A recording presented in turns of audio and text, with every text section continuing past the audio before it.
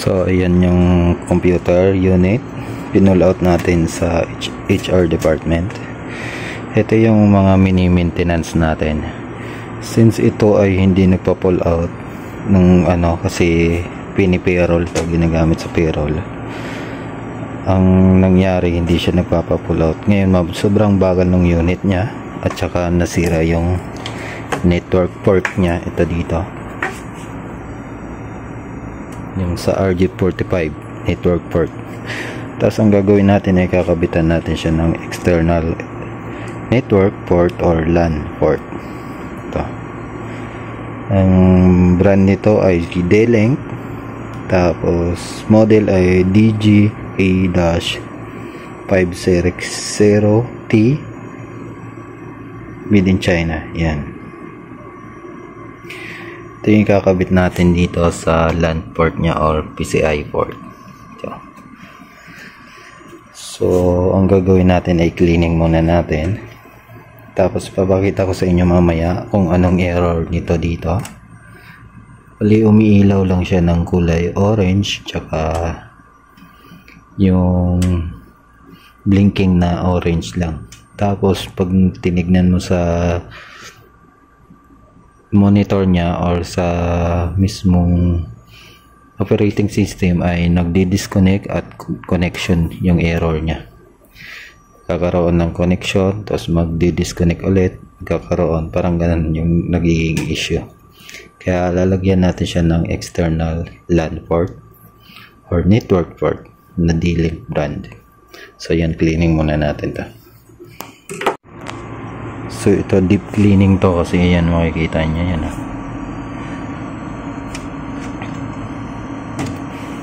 Sobrang dumi. Kaya pag sinat down mo din siya, sobrang bagal. Ito, yan sa hard drive pa. Dito sa case pa. Sobrang dumi. So yan.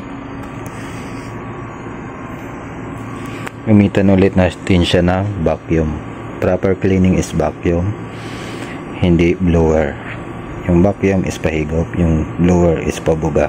Kaya vacuum para hindi magdumi dito at hindi masira yung ating processor fan tsaka itong mga fan dito. Hindi siya ma-force ng hangin sa pagpaikot. So yan.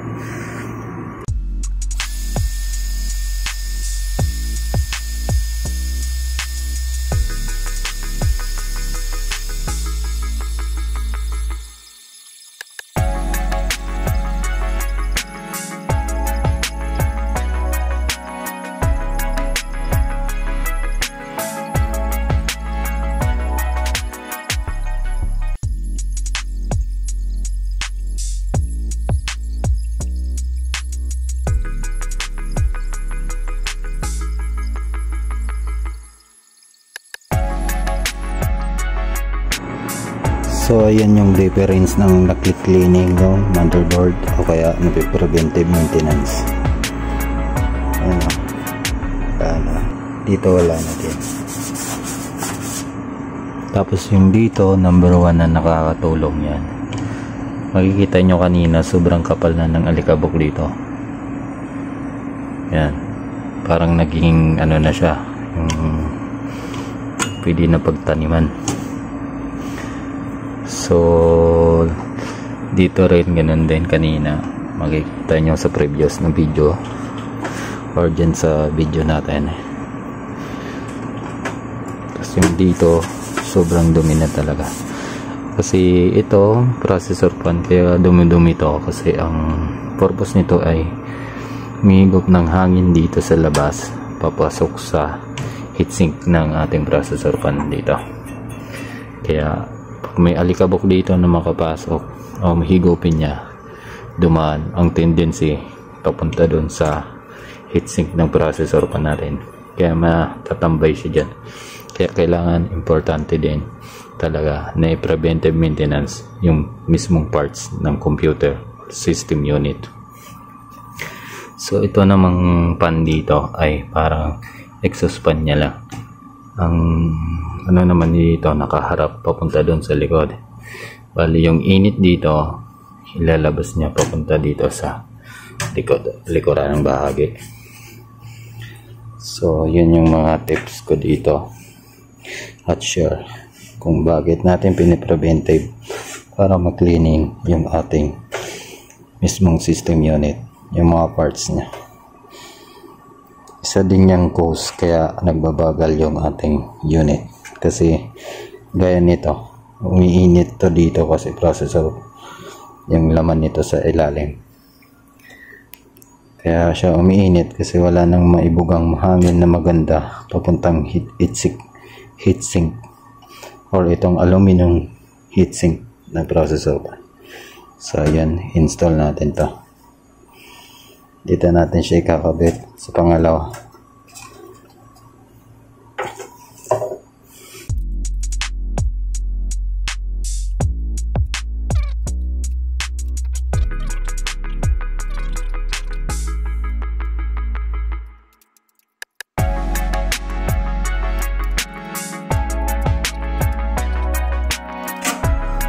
Palitan pala natin to, itong pinaka-connector niya dito.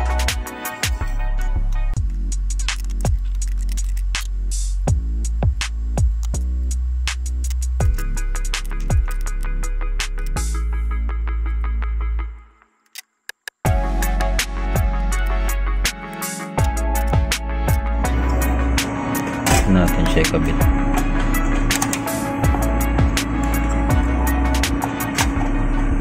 Para sukat na sukat. Yan.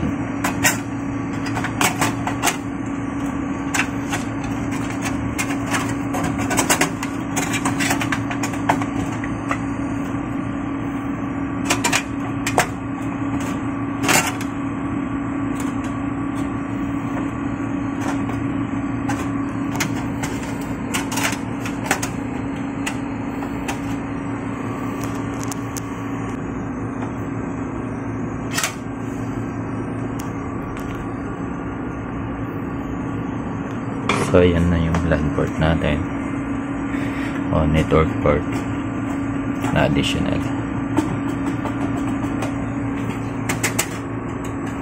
Install na tayo ng application.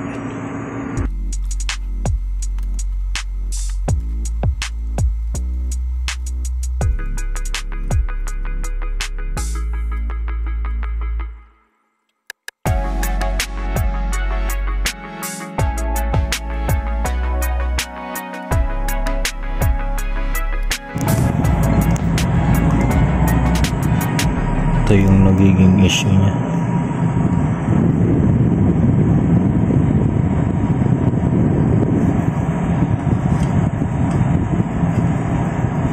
Orange.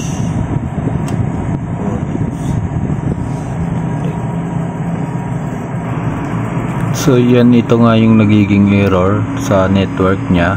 Nagkakaroon ng connection and disconnection.